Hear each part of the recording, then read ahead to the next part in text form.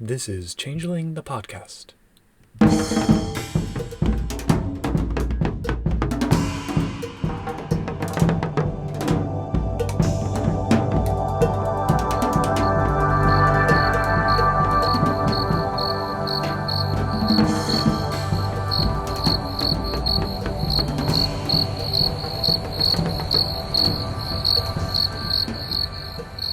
Welcome to Changeling the podcast. Come for the glamour, stay for the vibes.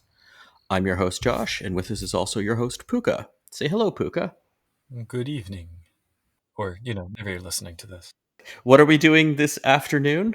We are going to be diving into that Story to Changeling supplement, Immortal Eyes, Court of All Kings, the third volume in the Immortal Eyes trilogy. And not like I accidentally was doing earlier, reading the novel, which maybe we'll come to. Wah, wah. All named the same names as the novels as the books, so both helpful Yeah. and confusing. Do you know what else is helpful and confusing? I'm just opening the book now, and on the title page, there's no copyright date. So once again, Yeah. we are adrift in time, or at least I am. Yeah, and there's things about this that makes it confusing. We can get into when we get to like things like near the end of the book. There's some stuff that makes it very Yeah, confusing about time. definitely. But it was definitely written by Nikki Ria Yes. and additional material by Jackie Caseta and Stephen Heron. There we go. This book is very much about Ireland. You can say that in the little intro, the dedications about Ireland. Or Hibernia, or Era, or whatever else you feel like calling it, because this book uses them all. Mm-hmm. I do also like, this is a book that really showcases the art of Rebecca Guay, who is one of the sort of, in my mind, quintessential changeling artists. I mean, right up there with like Tony de Terlizzi. And so it's nice to see her art on like the cover and the chapter openers and all that. Yes, So I like the art.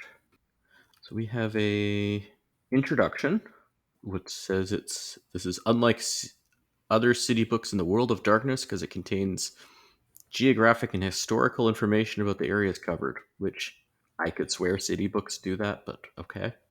but not always well. Yeah, I won't. Yeah, and I mean, this one thing to keep in mind. We've said this before with other books about places. There's a lot of information here you can look up online. So, but it's kind of neat to have it. Yeah. Um, so yeah, this is very much about the Emerald Isle. Oh, there we go. That's another name for Ireland that it uses. Yet again, in addition to the internet, the introduction itself specifically mentions, oh, look up some travel books and picture books and videotapes from your public library. It's like, oh, I miss you, mid 90s. Yeah. But here it also sounds like, so because this is the last book in the Immortal Eyes trilogy, they give you kind of the overview of that chronicle as something for the players to be involved with directly, or be involved with on the periphery, or just use the book as a setting book only and leave the whole chronicle thing aside. And it just further kind of muddies the waters. I mean, I know I've commented when we've talked about the first two volumes how it's a little bit unclear to me whether the players are supposed to be following like in the exact footsteps of the Immortal Eyes Oathmates that are sort of the centerpiece of the story, or if they're just supposed to be occasionally bumping into them in the same setting, or whatever. So this kind of directly says like, get as involved with the chronicle as you want, and I guess that's fine.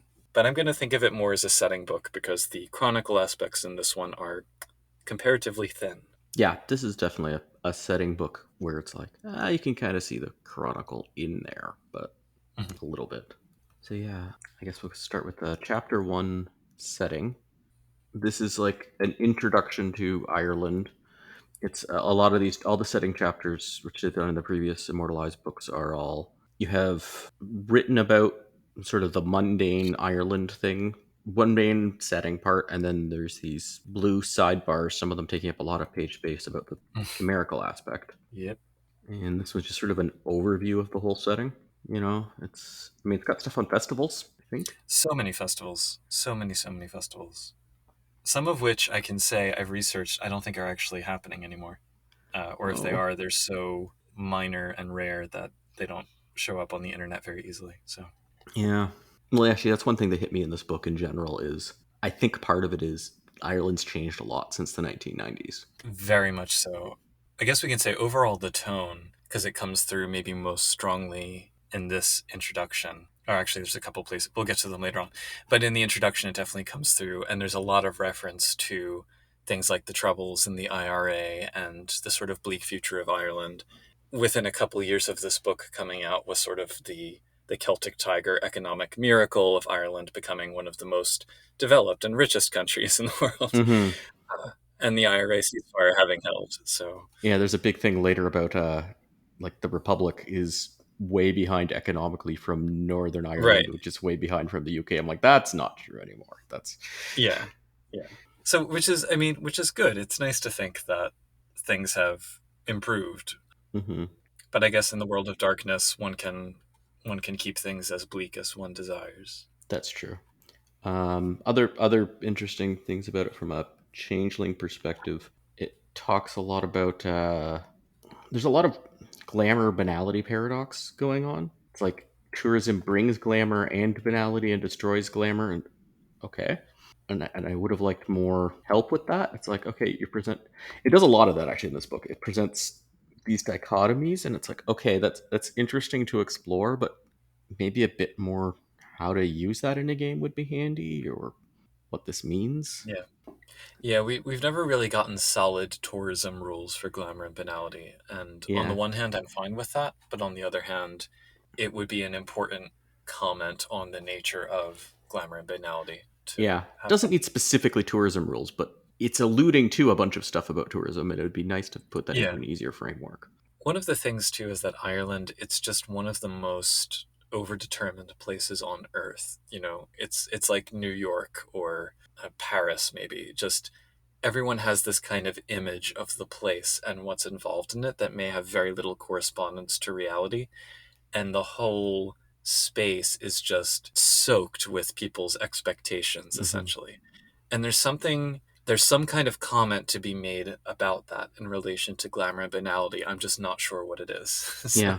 Well, it also like it has this is settings presented as there's more Kithane oh royalty than yeah, you could shake a stick at, and other yeah, nobility and nobles calling themselves royalty, but also more commoners than normal too. It says so. It's just and it's like yeah, everything. It's just okay. Let's just cram in as much changeling as possible into this island, yeah, which it was a big inspiration for the game, but yeah. As many people have pointed out, the sort of Celtocentrism of Changeling as a game is worth commenting on here because we're in one of the heartlands of Celtic culture.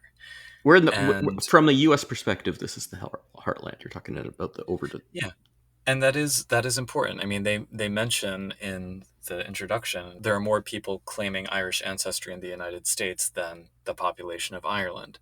So, in terms of white colonial US history, it looms large in the sort of folk memory and the lore that people brought over the ocean. I suppose because it had such a large population of people who have kept it alive for such an extended period of time, it has worked its way into kind of the, I guess you could say, modern American folkloric sensibility in a way that a lot of other European traditions haven't. I mean, Hmm. English folklore also, but like a lot of the sort of British Fae stuff blends together anyway. So Yeah, that's definitely true in Canada as well. yeah, Like yeah, yeah. my dad's from Denmark. I have a Danish connection there, like Danish family and stuff. My mom's family's one of those from Ireland, but like through one line, it's maybe three generations back, and then way more generations before that. But it's still like growing up. All this, I don't even call it Irish. I call it Irish Canadian Hmm. stuff For going sure. on.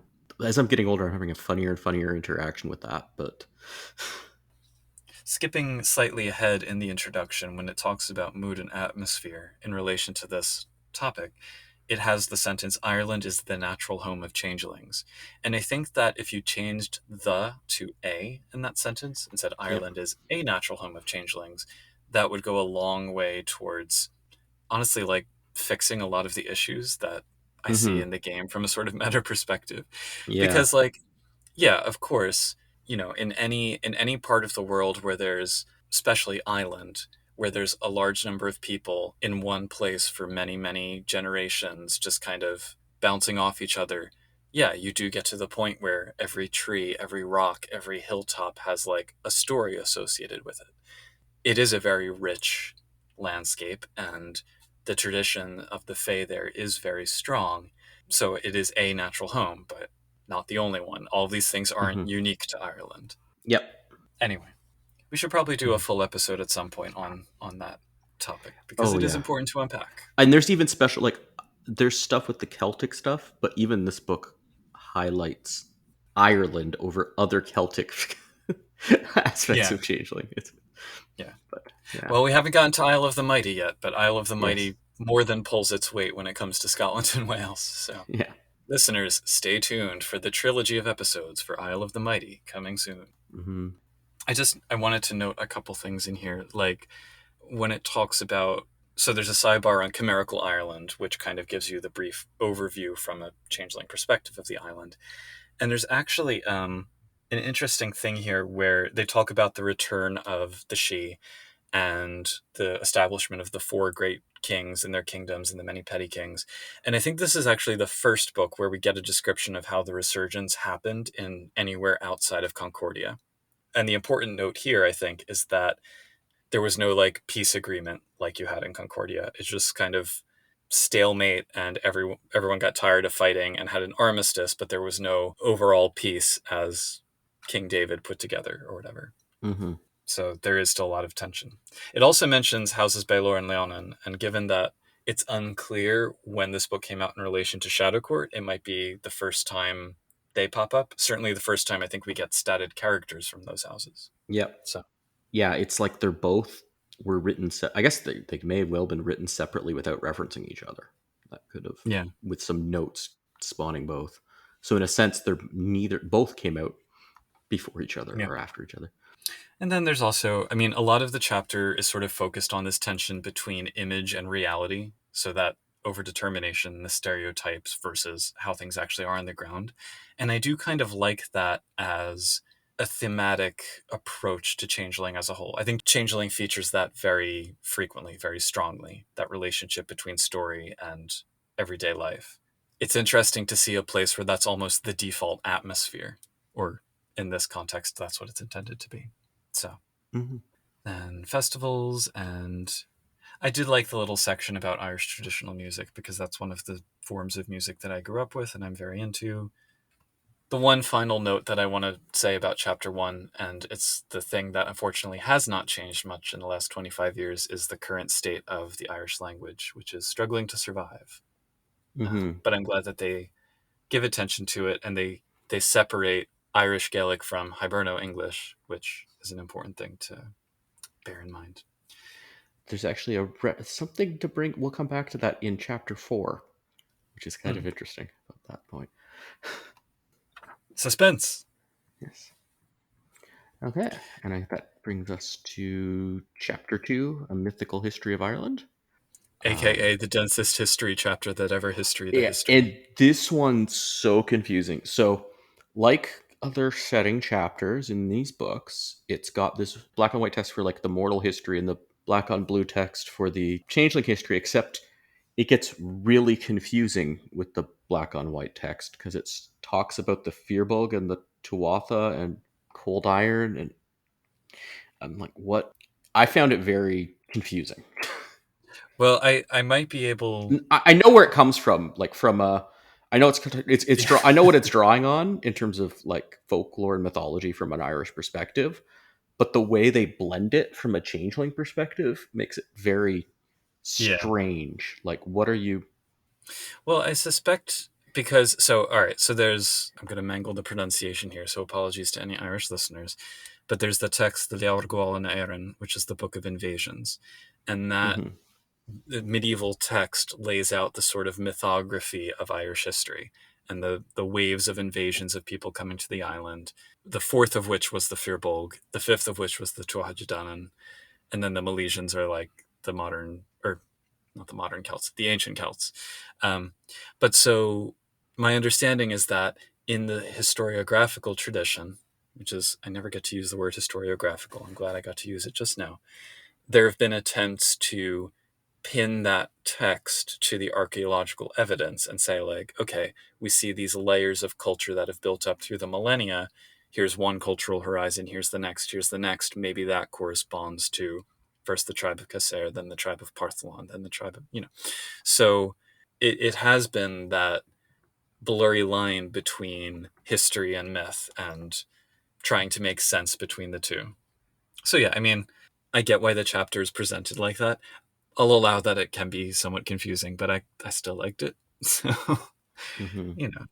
And they Oh do yeah. have some purely historical record things mixed in as well, which Yes. does help to have like a I think it's the two different keeping up the two different types of sidebars, which really messed me up because it was still Mhm. having things that were definitely still changeling in the non-changeling sidebars, and then you're Yeah. mixing the.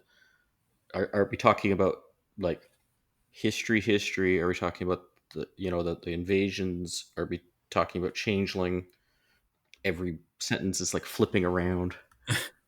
And it's the difficult situation where, because they've drawn so heavily on Irish myth for the game mechanics and for the meta plot of the game, they have to make clear. So it's like, okay, in the sidebar, when we talk about Fomorians, we're talking about these mysterious ancient entities that the ancestors of the Fae battled who are locked away somewhere in the dreaming, etc., etc. And Hmm. then in the other black on white sections, it's when they're talking about the Fomorians, they're talking about them in the Irish monks writing histories context, where they were just seen as sort of the autochthonous inhabitants who fought off the invasions millennia ago. So like, yeah, they're so close that if you're going to distinguish them at all, I guess having two different text background colors is the only way to do it. Yeah. Well, it also on the white. No, but on the thing is on like the white background. Like if you go on page 27, some among the Tuatha De Danann elders felt that their close proximity to humans was harmful to their dreamers.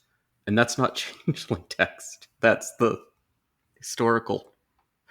There's a lot like that too in this. Maybe that was just an error. 'Cause But it's all through this. It's yeah, yeah. that's true.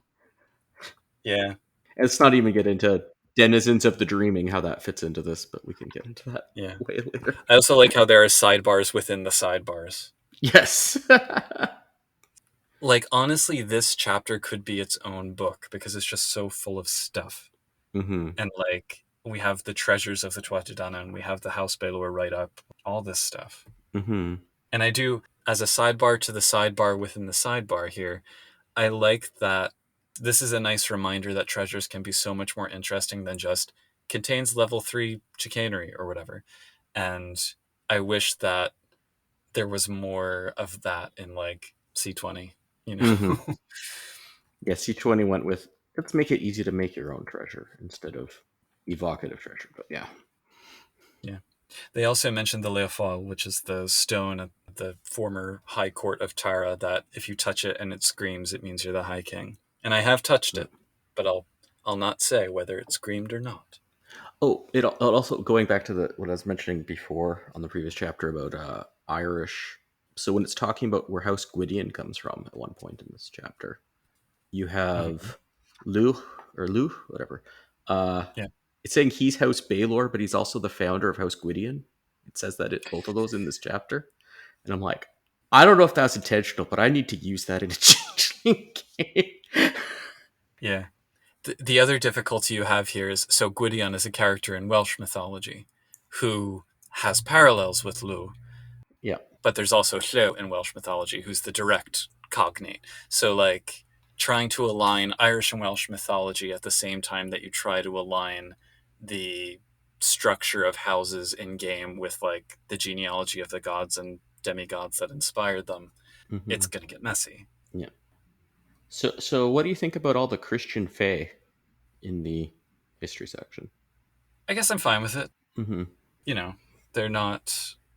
Celtic Christianity is kind of an interesting construction historically, and Hmm. the idea of the old faith lurking under the surface of Christianity for centuries. I'm fine with it. I'm not running to play one, but I think it Hmm. adds an interesting dimension to the idea of who changelings are and the fact that they are humans, for the first part of their Hmm. lives. And it also speaks to the endurance of the beliefs. I mean, I don't think they mentioned Bridget Cleary in here, but Bridget Cleary, who was murdered by her husband for being a fairy in 1893, I think. So it's not like this is ancient, ancient stuff. That tension between the religions has existed and has persisted for a very long time. Hmm. But yeah, I don't. While I'm okay with the idea of Christian Fae, I don't know how I feel about the Christian versus pagan kind of dynamic they're trying to set up in certain points. Yep. But I mean, it's interesting. And then Christian versus Old Celtic versus Roman Catholic versus pagan, and then Protestant versus. Yeah. Anyway, yeah. it. Yeah. This is maybe the only moment in Changeling where we hear about religion quite so directly. And Yep. it makes sense because it's been such a topic Well, for Ireland. But before this, I was like, well, I knew there was Liam who were Christian before the Shattering, but that was it. Like that's the no, only. I missed that. Yeah, I don't I remember missed what that book that's in. piece. That's in some other book. That's it, in some book. It claims that's why they were oath broken, but Oh, weird. or it was tied to that. But I yeah, have to keep an eye out for that. but this is also like pre-Shattering, pre-Changelings Yeah. Christian Fae too, which was Yeah. interesting. As interesting as it is, I very much prefer the rest of the ancient history that they give here because I find Celtic epics to be outstanding. Like Hmm. people fighting wars over cows. I love it. Yeah, it is a bit funny when you're putting it in like, okay, so the Fomorians and the Tuatha De Danann, like in Changeling, have to be these like epically powerful gods, and then they're fighting over cows. I just love that. It's fantastic. It also has interesting stuff like, from a Changeling perspective, of it talks a lot about changelings and not just she heading back to Arcadia from Ireland, like, and basically going and not coming back way before the Shattering. I've always kind of had the impression that Arcadia, was much more accessible. Mm-hmm. Yeah, it was still a journey, but it wasn't difficult to get to for the pre-changeling Fae, the pre-shattering pre-changeling Fae. Yeah. Maybe as the Sundering wore on, it got harder and harder to get there, and the gates did eventually start closing. But yeah, Yeah.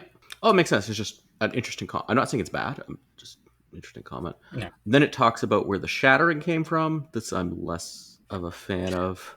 And we do get notes about Vikings after having basically no information about them in Kithbook Trolls. So Yeah. Wait, did it tie them to? I didn't see. I was reading it. I didn't see anything about it actually tying them to trolls either. yeah, not so much. I think there's like a brief mention, but I mean, there's a brief mention of trolls. They talk extensively about the Vikings' impact on Ireland. Mm-hmm. So also the picture on page 34 is terrifying. Speaking of Christian Fey Knights, Mm. Yes. I don't know how to parse that picture, but it really unsettles me. Well, it's also another naked female she with a scrunched up face expression. That's very common in Changeling. But Yeah, that's Stu's art, Stuart Beale. Anyway, yeah, it gets yeah. It also gets into the. It goes through the whole history of Ireland. It also gets into the Shattering being. I don't think it really makes sense from a Changeling perspective of saying it's because the humans blame the Fae for the Black Plague, therefore that caused them to banality to increase and the Shattering happened. yeah, And I'm also not into that. yeah, in general, I don't really think the Black Plague makes sense as causing the Shattering, but Well, and similar to the slight evidence of there having been mini resurgences prior to the resurgence, I think mini shatterings prior to the shattering would also make sense. mm-hmm. So any kind of existential upheaval that revises both mortal and fey worldviews about society and the world and how they work and everything and how they're perceived, paradigm shifts in Mm-hmm. who the fey are from a human Yeah, perspective and vice versa. Because you have all of these sort of historical crises where you could say there's been a massive change in how people relate to their dreams and their mm-hmm. imagination, their imaginings. So I would say the Black Plague could be a large shattering, but Ireland and everywhere else certainly had several little ones leading up to it. Yeah. I just don't think it quite makes sense given what actually happened during the Black Death. Like It's true. it was a big dark glamour thing. Well, any event like that is going to be such a massive mix with massive amounts of Hmm. both. Yep. So, but anyway, after all that, after Silver's Gate, the last gate to Arcadia, which is in Ireland, closed, Hmm. which will come back later as a topic. Frankly, after that, I think it's a pretty boring chapter. Oh yeah, I just kind of at the same. It's like Yeah, I don't care about the Tudors coming to Ireland. I don't care about the English Civil War, etc., etc. it's Um, like what is the changeling response to Norman knights being brought in by the English? I do like though you could conceivably have a situation if I have all of the sort of lines they've drawn correct, you have the possibility of Anglican knockers, Presbyterian boggins, pagan puka and slua, Catholic redcaps and trolls, a fractured Hauska, and Catholic and pagan chloricon all kind of colliding. Hmm. And that's a setting. Yes. Oh yeah, I agree with that. That was it's sort of after that point where it's like getting all the way up the details, I guess, and then it sort of goes up into Irish independence and partition and all that stuff. Well, Um, and the famine as yeah, the well, famine which first. Yep. and that to me would be a big shattering for Ireland. That would be Oh yeah, a source of banality. So, yeah, that makes sense to probably me. Yeah. larger than the Black Plague. Well, yeah, they had very different effects on society. I think is part of my thing there. But yeah, the famine was that was banality. Yeah. And especially because it was as much a product of the overlordship of England as it was a natural occurrence. I'd say it's more of a product of the economic system that Irish farmers were forced Oh, into. yeah, Yeah, sure, perhaps more. because As much or more. they couldn't grow other food crops because of yeah. Yeah. And I wish, honestly, that they had kind of given more detail about that because it is such a formative, not only a formative event for Ireland, but a formative event for Irish emigration. Oh yeah, So, to mention, oh, there are more Irish Americans by far than there are Irish in Ireland, that might be the major cause. yeah. I'd say it's the biggest one for Yeah. at least to the Americas. Yeah. Then Civil War and independence and all that. And then Hmm. so much about the IRA. So, so much. And the Yeah, Troubles. I'm just like, oh well, this is not as useful now. It's almost a mini supplement within this chapter that could be its Yeah, own supplement. and I mean, this was not the only media thing that was talking about the IRA all the time when it brought up Oh, for sure. Ireland, but I will say, if someone were inclined to do a chronicle set against the backdrop of the Troubles, you have more than enough information here on its own without even like opening Wikipedia. yes, that's true. So, I mean, to the point that we have like a description of every single political and parapolitical group and paramilitary group involved over a two-page sidebar. Hmm. Yeah, it's very thorough. I don't know how useful all of it is, but it's very thorough. It'd be useful for running, more useful running a game in the '90s in Ireland than today, I think. Yeah, yeah, yeah. Which is fair because it was written in the '90s. And then, like, honestly, only a bare mention of the return. It's called, not the resurgence. Hmm. So you have like, here's a couple paragraphs about when the She came back, and they were in the middle of all of this fighting. And So so they just sort of did it, like hit it. The Accordance War in Ireland was just looked like it was that. yeah, it does mention it was shockingly violent, more shockingly violent than in America, which I don't know. That feels like an important note that should be more Yeah. dealt with. I've read the stuff. They already had stuff about the Accordance War before here. It was pretty shockingly violent. So, Yeah, no, well, and especially when you get to like Fool's Luck Way of the Commoner, where they go into yeah. in depth into some of the horror stories. But I guess this was just kind of a. Yeah. And then we have a sidebar about like the collapse of Ireland's economy, which, again, Yeah. that's the history chapter. I do like how there's a Selkie chronicler who's kind of, again, there's another sidebar thing with black text on green, and that's the in character post-it notes being left by the compiler of this history, or Hmm. presumably writer of this history. Yeah, maybe that if this whole thing's written by her, that earlier bit of confusing stuff makes a lot more sense. If it's in game text. Yeah, maybe so. Should we move on to the geography? Yes, nearly as dense as the history chapter. Yeah, this is a lot of places and a lot of places. And I think that you could almost do a mathematical formula of some kind where you have like the population density of a place over time multiplied by the length of time that people have been there, or, within a certain span of time, and just the density of narratives that you would get from that, you know? hmm It's the same kind of thing, like, I don't know, maybe this is just from my own sort of encounters with studying myth and everything. When I think of like certain mythologies that just seem so astonishingly deep and tied to their landscapes. But yeah, it certainly seems like everything in Ireland has a story behind it. Every place in hmm Ireland has a story. yeah, I wonder how much that's Europe in general, but Yeah. I, Arguably, every place, everywhere has a story yeah, attached to it. It's just for whatever reason, certain bodies of stories get foregrounded much more in certain cultures than in yeah. others. Well, if you have a culture that's been there for thousands of years, you're gonna Right. Right. hear a lot more of Exactly. those stories.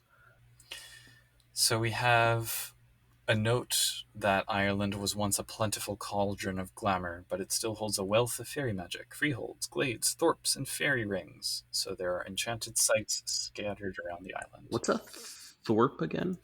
Thorpe is the fairy village, which I do Okay, want to talk about later. okay. How does that work? I'm not sure. hmm Um, so Ireland has traditionally been divided into four provinces, and the book takes us through those one by one. So we start with Connacht, which is in the western portion. Connacht has most of the Gaeltacht. The Gaeltacht, incidentally, is the portions of Ireland where Irish is kind of officially supported as the local language. So you'll see signage in Irish. You'll actually hear it spoken sometimes in the streets and whatnot. hmm Which, when I traveled there, I was like, "Oh my god!" Students go there for summer schools to practice Irish, etc., etc. It's an ever diminishing portion of the territory, unfortunately. Yeah. But it also has things like claddagh rings, which are probably one of the most famous exports at this point. Lots of stuff to do with W.B. Yeats because he's sort of the poet par excellence of, well, maybe of the country, but certainly of the region. I especially liked they talk about this pub called the Broken Harp in Sligo, which is a gathering place for unseelie Cithane, and they just kind of like, they have Cithane musicians who do traditional ballads and body paintings and all this other stuff. And it just sounds like a fun location to include in a game. Anyway, Yeah, it's always going back to the unseelie are evil, but also have really good parties thing of first yeah, edition. precisely. We have a sidebar about the Banshee, who does appear in the novels, and got more of a write up in Noble's The Shining Host. There's the Aran Islands off the coast, and Achill Island, which is where Silver's Gate is. It does have kind of a travel guide feel, for sure. I would also say, though, that it's kind of when people have an image of rural Ireland, this is what they're thinking of. They're thinking of hmm Connacht because it has those windswept, lush hillsides with like rain clouds overhead and the sound of pipes drifting through the air, etc. And a very heavy emphasis on the banality of tourism kind of winds through this chapter. So that's Connacht. Oh, there's also Connemara National Park, which is apparently a puka paradise. Oh, I like the Dune Aghas. Oh, I probably said that totally wrong. Dunangus. Yeah, that seemed kind of cool. With it's a big sort of tower fortressy thing taken over by a group of unseelie Cithane. There's a hidden treasure beneath it, but they can't figure out how to get there. Yeah. It's definitely a good source for like story options. hmm And I would even say a lot of these transpose very well to other locations. So you could have Dunangus or something like it in another context and it would still work fine. hmm Yeah, it's very true. Yeah, you could use a lot of this in Concordia or anywhere. So. Mm-hmm. So then we move on to Leinster, which is the eastern province. Also, the provinces double as the kingdoms of the Cithane, which is very convenient. hmm So, the Eastern Kingdom. Yeah, this is a situation where it makes a bit more sense that the Cithane borders and the mortal borders really match up. Yeah. Well, it's traditional, so it's. hmm And there's also history kind of woven into the geography chapter as well at certain points. Most notably in this one because Leinster contains Dublin. So although it doesn't really, there's not nearly as much information about Dublin as I expected. Yeah. Like it's a few paragraphs, which is It's like, surprising. there's banality. It's Dublin. There's more about the Aran Islands than about Dublin. So it's interesting. It does talk extensively about the Book of Kells, which I would say is certainly a source of glamour. Well, despite its long exposure to the public view, the Book of Kells still radiates the glamour of its inspired anonymous creators. I'm like, I don't know. That implies like if you go see the Mona Lisa or something, there's no glamour anymore. But Well, I have seen both, so I can comment on this. yes. The Book of Kells is astonishing.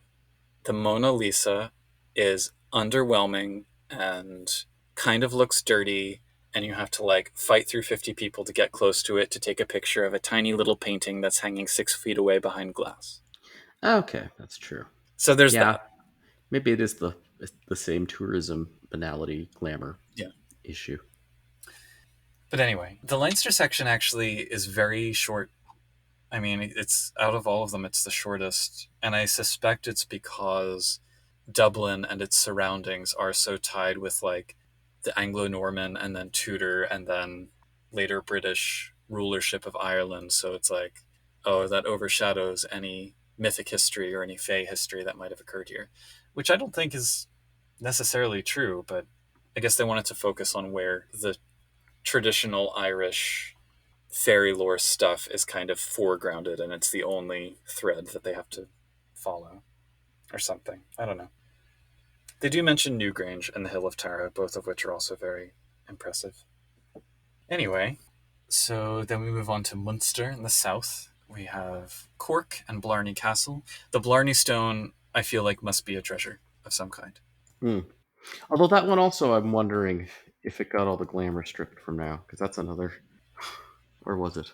I haven't been to Ireland, It so. says the magical properties attached to it, its ability to confer eloquence on anyone who kisses the stone, stem from the fact that it once served as a potent repository for glamour before the Sundering, long before its installment in Hmm. the castle wall. It was perhaps one of the largest examples of dross known to Fae. So maybe a former treasure? I'm not sure. Mm-hmm. A tiny remnant left. Something. I do kind of like that though, that, it's I mean, they've kind of shifted the definitions of dross and treasure in C20, but I like the notion of something which is more significant than dross and that it's not just a source of glamour, but Mm-hmm. that it's not quite a treasure because it's not like here's this object with a power that I'm going to use. It's more like if you draw glamour from this specific source, it comes with a little bonus. And I A like that. bit of resonance, if you will, to mage Something like that, yeah. things. Yeah. But there's a lot of that around the world. There's a Mm-hmm. fountain in Barcelona that I always drink from called the Font de les Canaletes because it's if you drink from it, it means you'll return to Barcelona. Mm. That to me is the same kind of thing. It's this little source of glamour with a flavor in it.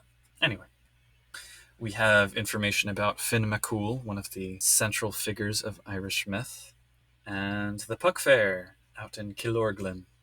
There's the Skelligs and Dingle Peninsula, and the Ring of Kerry, which is very beautiful.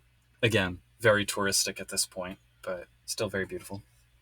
And then the Castle of the Merfolk, which is a very short sidebar, and I wish we had more about it. Yes. Well, it's like, is this the first merfolk mentioned in Changeling? I feel like they've been mentioned briefly elsewhere, particularly in connection with the Immortal Eyes trilogy, Mm-hmm. but yeah, this is certainly the first time they're kind of like assigned to a specific place with the story.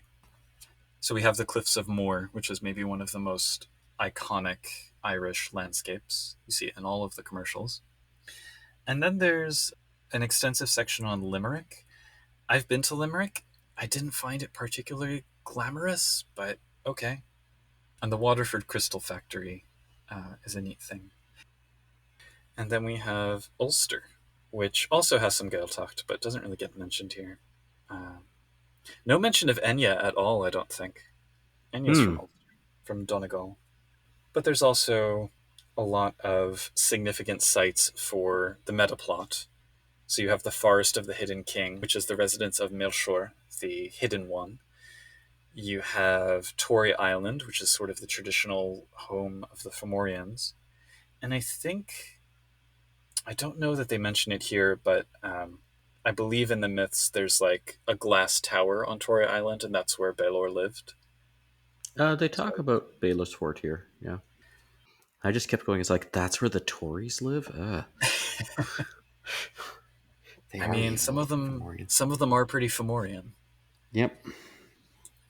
It does also mention that this is the freehold of Dornara, field commander of the army of the Shadow Court.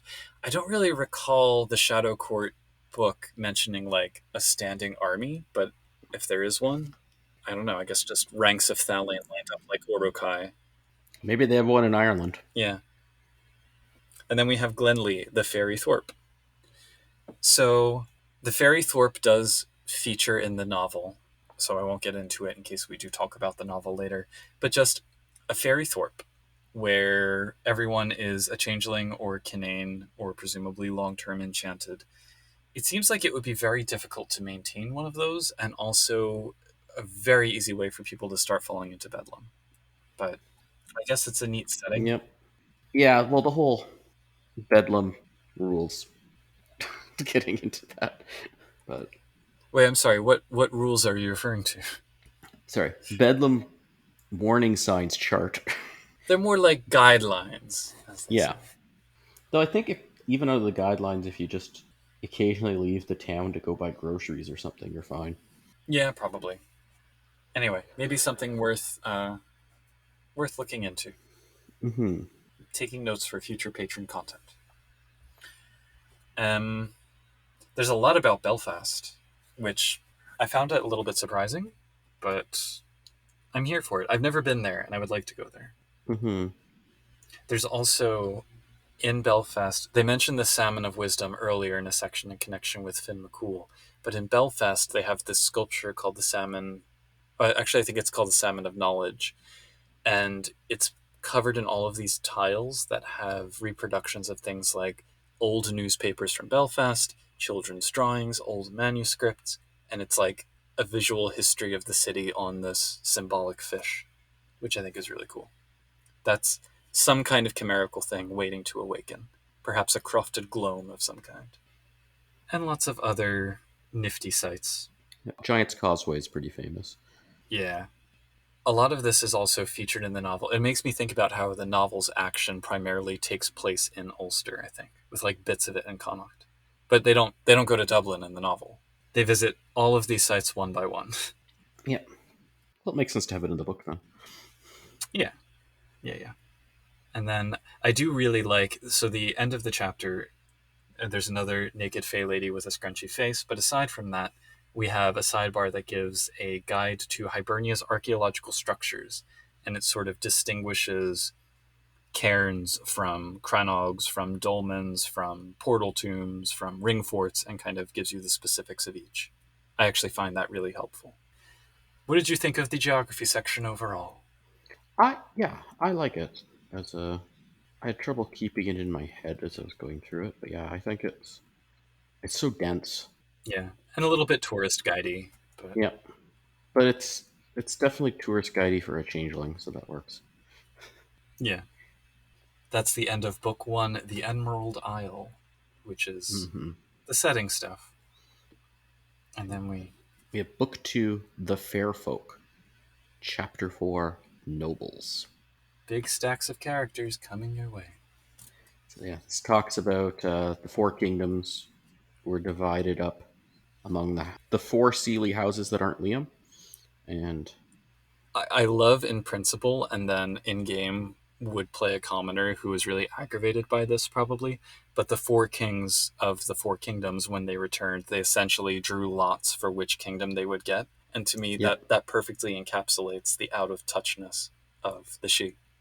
So, and then it has that there's a whole bunch of nobles who are not kings. They don't have the appropriate title backer for it, but mhm. they make everybody call them kings, like all these Yeah, lesser the petty kings. kings. Yeah, Yep. yeah. I think somebody also might have asked on the Discord, or maybe it was on another Discord somewhere, whether the four kings of Hibernia recognized David as their overlord. And I think, if I've read kind of the write up correctly here, they recognize he has a higher title, but they're like, "You're not our High King. Our High King has not yet returned." No, there is actually. Where was it? Did I write it down? There's somewhere in here where they explicitly don't think he's a high king because he does not. He didn't do something about the proper rule for. He hasn't touched the Stone of Tara, I think, is Yeah, the thing. yeah, that's it. Yeah. So he's not the High King until he does that. Hmm. And yeah, the note about Liam and Scott not being worthy to be kings. Oh, okay. We get into various characters, starting with. You can say his name, Fiachra. please. Yeah, I'm not sure if it's Fiachra or Fiachra, but Fergus yeah, O'Reilly in his mortal seeming. yeah.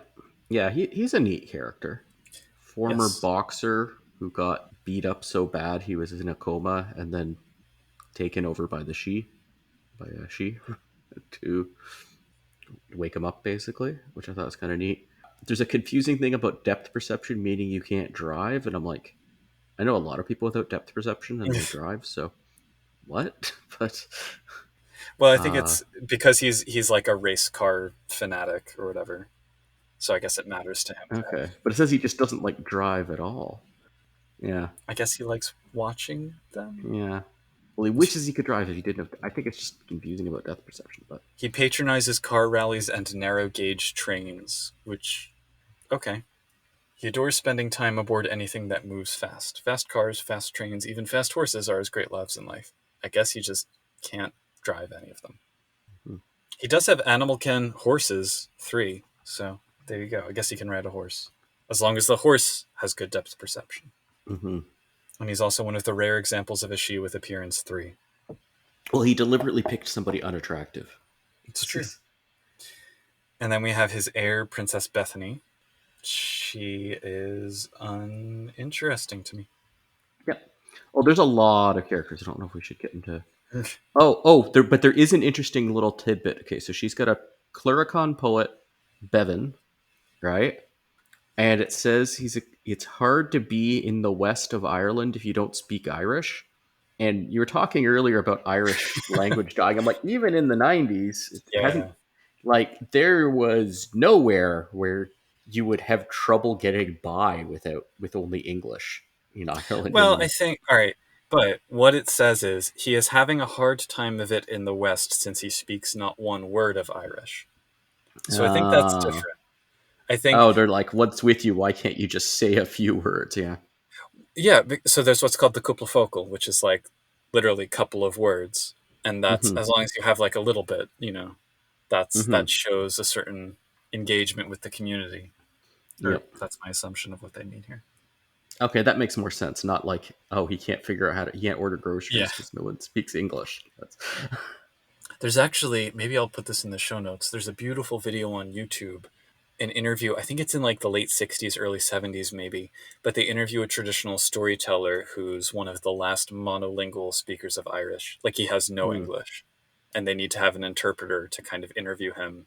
And they talk about he's using vocabulary that has completely disappeared from the Irish language. There's these narrative and poetic structures that are very particular to the form of storytelling he's doing.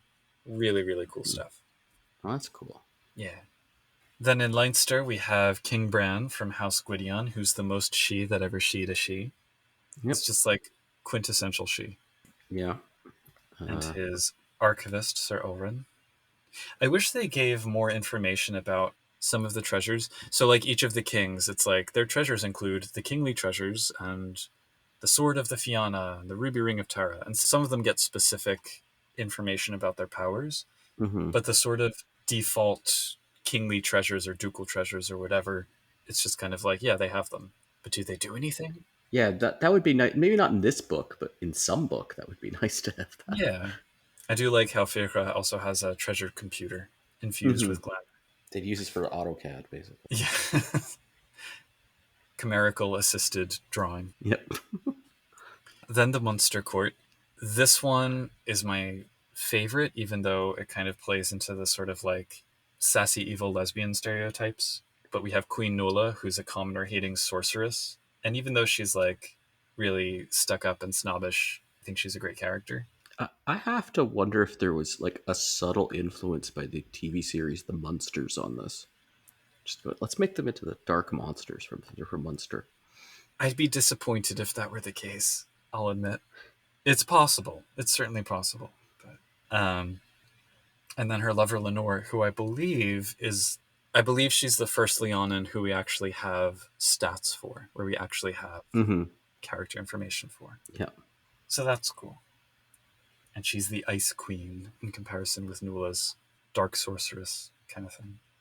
And then Ulster has this whole meta plot in and of itself, which I had difficulty following all of the ins and outs in it, but it's essentially the King Finn, went unseelie because of the troubles and tried to essentially poison the glamour of all of his vassals so they would become unseelie. And the Duke of Belfast was the only one who avoided it. So King Finn pushed him out to put in Duke Lorenzo, whose house Baelor secretly. But Duke Lorenzo was working for Dorinara of the Shadow Court and being watched by the troll Lord Galway, who's still secretly working for the original Duke, Kester. It's very complicated. It's like Game of Thrones. And I actually Mm-hmm. find that really interesting. And yeah, Yeah, if you're gonna do something with she, that's a good thing to do with them. yeah. I mean, it's complex and it's a story within a story within a story. And yeah. And I also like how Duke Lorenzo has a chimerical companion who's a smoke dragon, who's incredibly powerful as well as a chimera. Mm-hmm. So, lastly, we have the Court of the Hidden King. And the Hidden King is the first, maybe the only statted up lost one, and probably the only Seelie Aelil. He's also not quite a lost one, is the way it's described. So he never underwent the Mm-hmm. Changeling Way, and he's remained not crazy by occasionally engaging with the knights. Yeah, he's not quite lost. That's what it means. Yeah, he's just sort of Yeah, true fae. he's a misplaced one. Yeah. But I mean, strength 6, charisma 7, appearance 8, intelligence 7, glamour 20, chicanery 5, dreamcraft 5, primal 5, chronos 4, Mm-hmm. soothsay 5. He's very powerful. He's And got all the realms. he's got all the. Well, he doesn't have prop. Yeah, that's true, which is odd, but maybe they just forgot to write it. Oh, and he's title 6. He is a king, right? Yeah, the hidden king. Anyway, I don't want to spoil him too much because, again, he shows up in the novel. Mm-hmm. And then it's interesting that there's an entirely separate section for the unseelie houses of Hibernia. So it keeps referring the reader to the Shadow Court for more information, but it does give a couple characters. Okay, so this did come out after the Shadow Court. I don't know. I think it actually came out before, but then, like, I don't know. Regardless, it's helpful to have both books because this one refers to the Shadow Court frequently.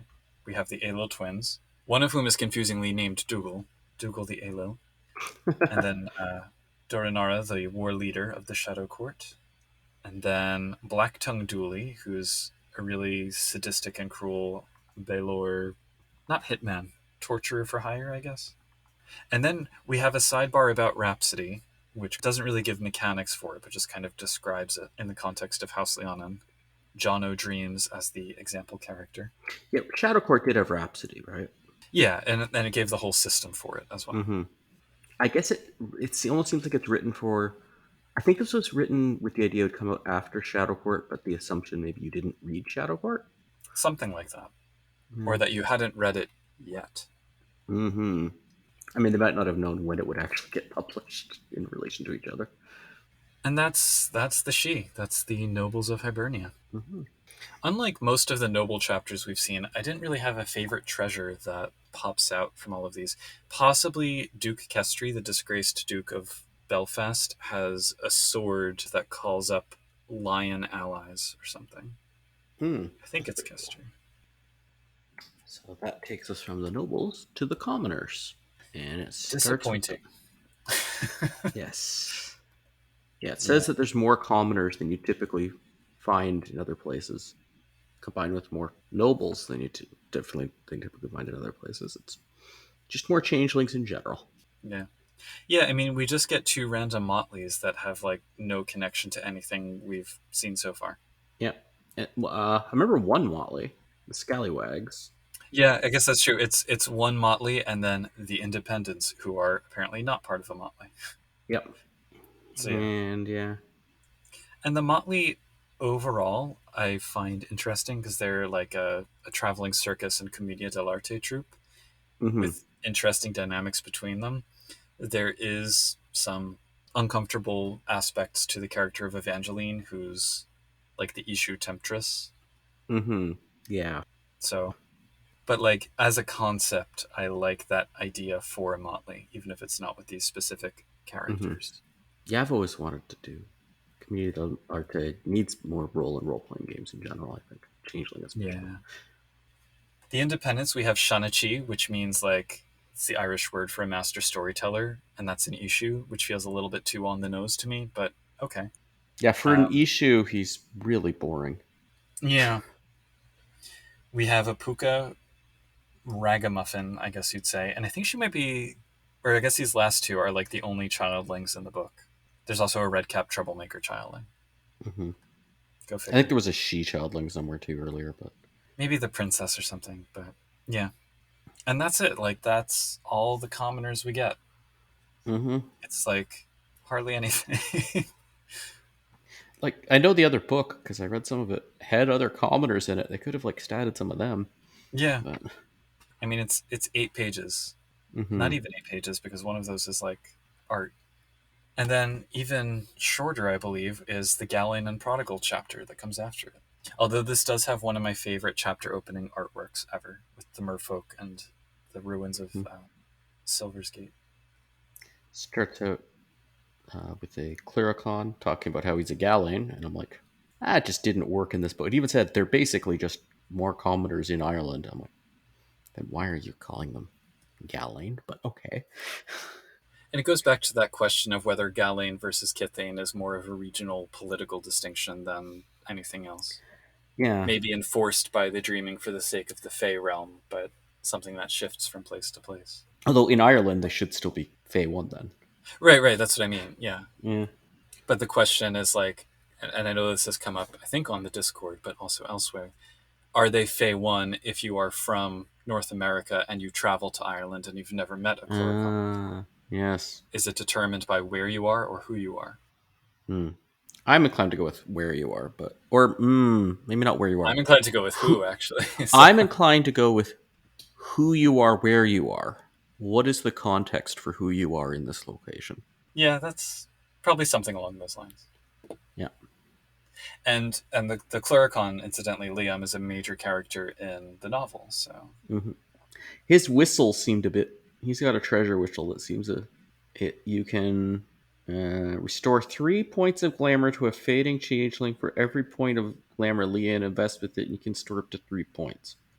It useful for saving changelings from becoming undone. yes.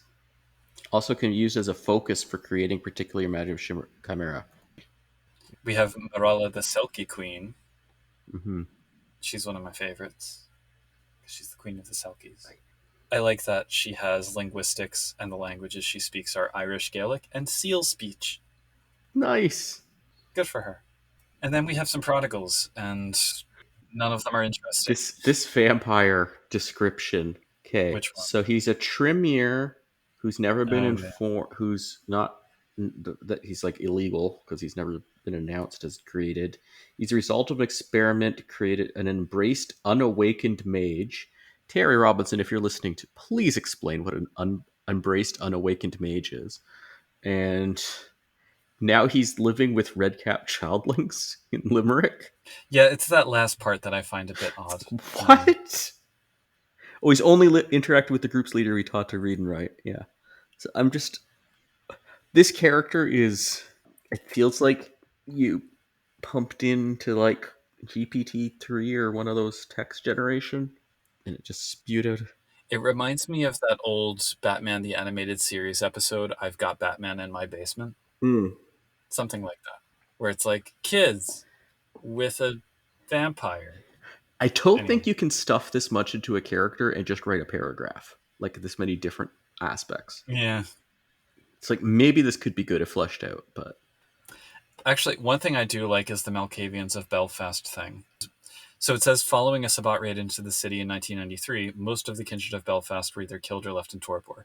This is leaving aside the fact that Belfast is a city of about 300,000, which I think by modern kindred estimates should only support 3 vampires. Oh, let's not get into that thing. Let's That's not get into that. yeah. Regardless, it says the great majority of those left seem to be Malkavians named Malcolm.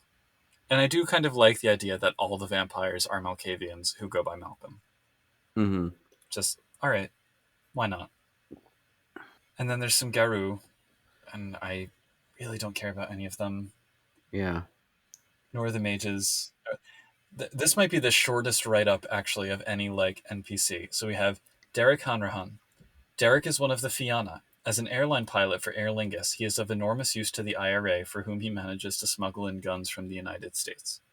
That's his write up. Yep. That is the entirety. Okay. And a few wraiths, similarly thinly described.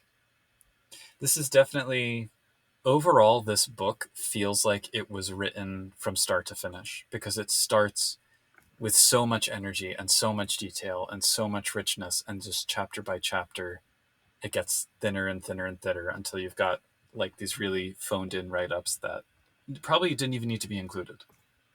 It's just lip Yeah. service and saying, oh yeah, by the way, mages exist as well in Ireland. The end. Any other thoughts on chapter 6? Uh, no, I think we covered that up. The nobles have more pages and statted characters than the other two chapters combined. Well, it's like the mage. I guess yeah. Okay, the mages, like one paragraph on all mages, and I'm like, I feel like Ireland should have more mages in it. Description described something about Irish magic, maybe. And Yeah. then the wraiths, I'm like, you know, you think Ireland, you do think ghost stories, right? So maybe Yeah, I maybe a mean, bit more there too would have been good. Less vampires, more mages and wraiths at least. werewolves, the whole. There's like. Yes, the Fianna exist. Yep. Okay. Well, regardless. Frankly, I'm not reading Changeling books to find out more about werewolves. So No. Although if any werewolves who are going to interact with changelings, that is yeah, that's where they would do it. yeah. So then we get chapter 7.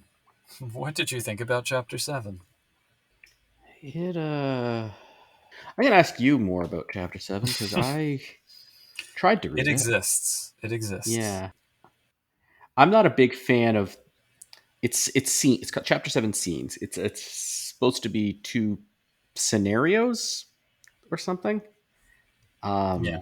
And I'm not a big fan of those in general, but And they're sort of free floating. They're not connected to the Immortal Eyes Chronicle very directly, except like the first one has Liam as a central character, and the second one has Lorenzo as a character. But mhm. Lorenzo's not even part of the Chronicle. He's mentioned more in the setting part. So like anyway, yeah, I found them very unnecessary. I guess they felt more like the sample stories at the end of the core book. You know, like a very throwaway. If this is your first time playing Changeling, try this story that will last you for an hour of game time. But that's kind of in stark contrast to what we had in the first two books for the trilogy, for the Immortal Eyes, where it gave you like extensive scene by scene. This is how it connects to the grander narrative, etc., etc. So I like that the headers are named after traditional tunes, and I like the chimera Morag the Raven, who's a giant raven. That's about it. Mhm. We can skip past that if you, I mean some of the art's Yeah, nice. there's just really not much to say about it. It's like, yeah, here's I'm a little bit confused by those pixie things on page 135 because is uh, she holding up a sword and then there's like new looks like smaller fairy ladies with wings flying, but maybe they're just far oh, away. they're nevers. They are nevers, but they're pretty big for nevers then. Maybe they're close up. Maybe, yeah. So that's, yeah, in the second story, which is just called Treasure Hunt, and it's a very generic treasure hunt, sort of realm by realm. It gives you the dukes and duchesses of Ulster and sort of a bit about their personalities, the treasures that they received from King Finn, and the sort of unseelie poisoning that they're suffering through. And I do kind of like that because that has more of the makings of a quest. Each of these could be its own little story where it's like, okay, you have to go to this court, get this treasure away from this lord so that they turn back to the light side, you know? And it gives you actual details about the treasures that they have, some of which are quite interesting. So it's a little bit of a skeleton of a story, so it doesn't really serve new storytellers that well. But if you are, I guess, an experienced storyteller looking for like an 8-part treasure by treasure quest, it works pretty well. So, and it ties into that complex story within a story within a story for Ulster. I mean, it's kind of Tolkien-esque now that I'm thinking about it. Like Finn created these magic treasures that corrupted the people he gave them to, has a very Nazgul kind of element to it. Anyway, that's the treasure hunt. There's one treasure that I liked in here called the Ebon Nightingale, which is a clockwork bird made of gold and ebony that sings so beautifully that all who hear it lose a point of banality. The song lifts the heart and erases cares. It's usable twice a month, but then you can get addicted to it. So I think that's like an interesting MacGuffin to have in a chronicle. Yeah. So anyway, it's a weird space between story hook and detailed chronicle, but I think it would work quite well for veteran storytellers who want to have an easy chronicle set up in Ireland. Hmm. And that's chapter 7. Yeah, and that takes us to the appendix. Yes, indeed. Treasures and Timeline. And starts with the Clerican. It sure does. I have such split thoughts on the Clericon in general. Mm, I've actually had them work well in games that I've run, like people playing yeah. them. They're generally not. The problem with the write up is they're always just really bad Irish stereotypes. Yep. Yeah, I'm not wild about that. Including one I wasn't familiar with, but I have to assume is one about how they have an extra frailty in this book that's not listed in the frailty section, where they cannot take anything but performance above 3 Mm-hmm. as an ability. I'm like, okay, and I don't remember the insight thing. They can always say the right thing. It's like, okay, the tippling, no, that's bad. Yeah, their frailty is literally they're alcoholics, essentially. Yeah, So the birthright twinkling of an eye. That's what I think I like. I That works. I am very much a fan of it, and I Hmm. desperately want a Clericon combat technique, like some kind of martial art that relies on their. It's like they can teleport without any kind of drawback, and that's huge. Yeah. So Well, I'd really like to see something more about that. in a LARP I ran, we had someone playing a clericon who was very good at causing trouble. And then Mhm. in the Mind's Eye Theater rules, you yelled like fair escape as sort of rules for when you're running away. And Mm, most people get stuff. He would in the LARP rules, it was if no player is looking at you, you can use it. nice, So he used it really well. I miss that nice. character. That was fun. But Yep. yeah, he didn't play up the Irish stereotypes nearly as much, and that was part of the good thing. Yeah. There's also a note in here which they mention Cluricon born into black families, and there's, I believe, a white issue elsewhere in the book, and it Hmm. really, I guess, disappoints me is the verb I want, that they keep kind of tilting at these attempts to walk back, the racist veneer on some of these things, but then they just don't really spell it out enough, and it just Hmm. doesn't do enough to counteract that vibe. So I Yeah. like, I mean, that's great that you're saying yes, this kith, even though it comes from very traditional Irish myth, we are acknowledging the multiculturalism and diversity that Ireland has gained in the Hmm. centuries since, but it's just like this passing mention. And I'm, It also says that earlier in previous chapter that some issue are Irish, like yeah. from I. And Yeah. you have the long Irish traveler tradition. Yeah. So like it makes sense. And I just wish I knew more about what their intentions were with, the relationship between race and kith, because it seems like a lot of the authors might be at cross purposes, and I think C20 has cleaned a lot of that up, which is good. But it's a shame because people point to Changeling as this example of like culture done poorly. It's like Hmm.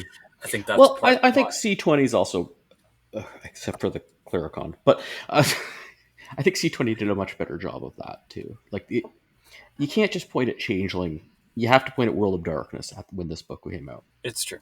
Yeah. And at least with Clericon, they replaced the alcoholism with hoarding as a frailty, right? Hmm. So, but they also replaced insight with like always know the right thing to say to piss somebody off. And I'm like, Yeah, this one's sort of the opposite of that in this book. But yeah, exactly. Anyway, so the Clericon. A brief note. The next piece of the episode contains specific information about the Immortal Eyes treasures, their mechanics, and their metaplot purpose. So if you are currently in a game involving the treasures, or otherwise don't want their true nature spoiled, please skip ahead exactly 3 minutes from this point. And then we get treasures, the actual Immortal Eyes with mechanics and everything.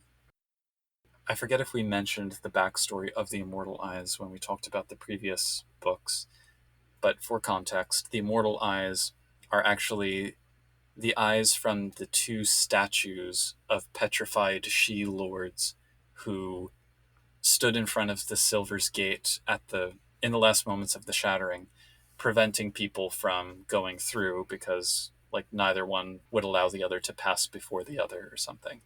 And so Marilla, the Selkie Queen, cursed them because her people couldn't get to safety and turned them to stone, and their eyes became these gemstones that have magic powers. So they are the overall MacGuffins of the quest that runs through the trilogy. We have the Keystone, which was an emerald bequeathed to the Knockers, which can open anything, including people's fey nature, so it can trigger Chrysalis. hmm There's the Waystone, which is a sapphire held by the Cluricon, which can lead one anywhere that one is trying to go. It's kind of like the compass from Pirates of the Caribbean, I guess. Yep. Then the Change Stone, which is a ruby entrusted to the Satyrs that basically gives you Primal 5 and lots of Soothsay, and can also restore glamour that's lost from cold iron. And the Shadow Stone, which is a black opal given to the Menehune that absorbs banality, gives you stealth and subterfuge, and can create illusions, but also pushes you into being unseelie. I'm trying to understand how what exactly the absorbs banality does by reading it. I think it neutralizes it. So Yeah. if you're going to get banality, the stone will Well, it says absorb. in effect, doubling the glamour of the user while reducing her banality rating accordingly. All right. Well, now I'm not sure. I'm not sure what that part means. I would read Yeah. it as if you have glamour 6, you can soak up 6 points of banality using the stone before you actually have to take any on yourself. I don't know how quickly it Yeah. seeps away I from thought the it meant stone. it like lowers your banality rating by your glamour, which is, yeah. Well, but they also amplify each other's effects when they're in proximity, and Yep. they ramp up the user's glamour. The stones themselves don't really run out of glamour, and they can be used as a shield against banality. Their purpose is to find Silver's Gate using the Waystone, open it using the Keystone, cleanse the holders of banality using the Shadowstone, and give them suitable forms to walk into Arcadia using the Change Stone. So Yep. that's cool. I really like them. Besides that one confusion what they do, but in Yeah, general, I think they're really neat treasures. yep. And then there's a few other ones that don't really have much. I mean, they're from Yeah. Irish myth, so they're important, but they don't really go Yeah, into they much. just mention they exist. They don't say anything Yeah. about them really. And then finally, a timeline of the novel, basically, which is much less detailed than the one we got in Shadows on the Hill, where it gave you like every single paragraph from the Hmm. novel, what happens. So But it takes you up to January 7th, 1996, which makes me believe this was published in 1996. I think it's December 96 is the publication date that I've seen listed. Hmm. But yeah. And that's it. That's the content of the book. And then we have some interesting ads at the end. Yes. So, ad for the Court of All Kings novel. An ad reminding us that we're no longer using cantrip cards. I thought it was like a preview to the. I was like, is this the player's guide's coming out soon? It doesn't actually say what it's advertising. Oh, it does. Change the player guides. Never mind. But yeah, the big thing is we're not playing with a full deck. Yeah. And And then on the next page, cards. yeah, Arcadia, the Wild Hunt. And the ad also says the hunt begins July 1996, so I think they just recycled that without changing it. Yeah. Then 5 Years is a Long Time in the Dark. World of Darkness, second edition, available fall 1996. Yep.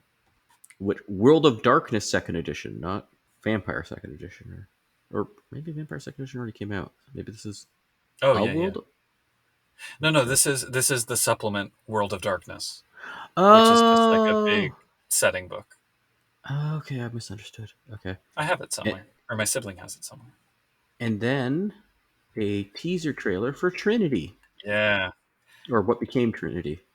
I'm actually because it was Aeon before it was Trinity, Mm-hmm. but wasn't it something else even before it was released? They had a different name for it. Yeah. Aeon was the name that they had to change it from because of Aeon Flux. Right. I think before it was released there was another name that was in use, but I Mm-hmm. might be misremembering. Mm-hmm. Shout out to the makers of the OP cast getting your arms around the Trinity Continuum because I believe they've probably talked about the history of the game at some point. Mm-hmm. So maybe I'll go back and listen to those. Anyway, but that's the book. Yeah. Overall thoughts? Yeah. I like it. Not all of it, but I like it. There's a lot of useful, like, not a neat tidbits and stuff for a basically setting book for Ireland written in the 90s. I think it's Yeah. pretty useful today, even potentially. There, yeah. Again, there's definitely you'd have to pick and choose. But Yeah. how about you? I think one of the most useful things about it is that if you do want to run a game in Ireland, but you can't be bothered to like go and dig into the deep myth and lore behind all of these little, you know, landmarks and places and stuff, it does give you like a nice little encyclopedia of a lot of those. Like, why is Giant's Causeway important? Why is Dunangus important? Mm-hmm. So that can be helpful. Yeah, if you start from there too, and then do your own research. Yeah, yeah, yeah. And I think it does a good job of giving more depth to the kind of history and mythology of Ireland. And Mm-hmm. I wouldn't say it counters fully the dismissal of Changeling as being Celtocentric, but it gives it a lot more richness and makes Celtic culture a lot more interesting. Because I think when Mm-hmm. people say, "Oh, it's too Celtocentric," that's because the surface level of Irish myth is very overdone and hackneyed and white and everything. Mm-hmm. But when you actually dig down into it, it is very complex and interesting. It's kind of like I think the reductive approach that people often have to the lore, it's not the fault of the lore itself. The lore has incredible complexity and interestingness. At the same time, so does every other mythos in the world. Yep. So it shouldn't be privileged at the expense of the others.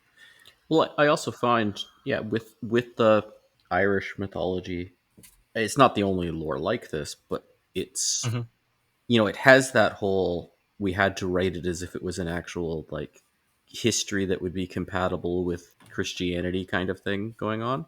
Yeah. Um, and I think one thing I like about Changeling is it strips that back again in a lot of Yeah. ways. Yeah. Yeah.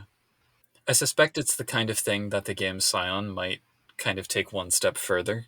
I mean, I haven't played it, but that's my sense, is it kind of follows that same line of thinking. Hmm. But I don't know. I'll have to look into it. Well, I find, yeah, Changeling, even because of the whole, I don't know. I'm still learning about Scion, and I'm still like unsure with it in a lot of I ways. want to play it. Yeah, I could tell you I I mean, need to read the book before I try to walk someone through character creation. It is same. very far from World of Darkness at this point. It's not like even trying to do Exalted. It's Oh. quite far. So you will just be hit with so many terms you don't understand, and any similarity to the World of Darkness will hinder you at that point because you'll make the wrong assumptions. Oh dear. Well, it's on my list. So Yeah. the other thing with this book, it does tie up a lot of the threads of metaplot from first edition, I think, because I mean, not the High King David stuff. I would even say that first edition metaplot really didn't have much to do with David. I mean, he and the other nobles are just kind of there, and they don't really become metaplot until second edition with his disappearance. First edition is much more centered around the Immortal Eyes Chronicle and then like Anton Stark and his band of Merry Dauntain. So this kind of it's not the final word in that side of things, but it brings together and wraps up a lot of that from a metaplot perspective. But ultimately, it's most useful as just a setting book, for sure. Maybe also as some kind of explanatory supplement about how the Cathanes see their own history, or at least the Concordian ones and the white European ones. Something. Mm-hmm. Yeah. Anyway, that's the book. Yeah. So this is Changeling the Podcast. You can find us at changelingthepodcast.com. We have a hopping Discord with lots of neat discussion if you want to join it. The link to it's at changelingthepodcast.com. You can find it from there. We have a Patreon. Where's our Patreon, Puka? Patreon.com/changelingthepodcast. Yeah. Follow us on Twitter at... Follow us on Twitter at changelingcast. And there's a Facebook group as well. Yes, there's a Facebook group, Changeling the Podcast. And then you can email us at... changelingthepodcast@gmail.com. There we go, yes. Should we stop here? Yeah. The recording ended quite abruptly on this episode, so I'll take the opportunity to say, until next time, Gonyere and Boharliv, and keep on dreaming. But also, I'd like to mention that we appreciate and value the support of our patrons, to whom we'd like to give a particular shout-out: Derek, Raz Caboose, Sandjigger, Seja, and Terry Robinson. If you'd also like to help support the show and get more Changeling the Dreaming content, please check out our Patreon at www.patreon.com/changelingthepodcast. Cheers and thanks.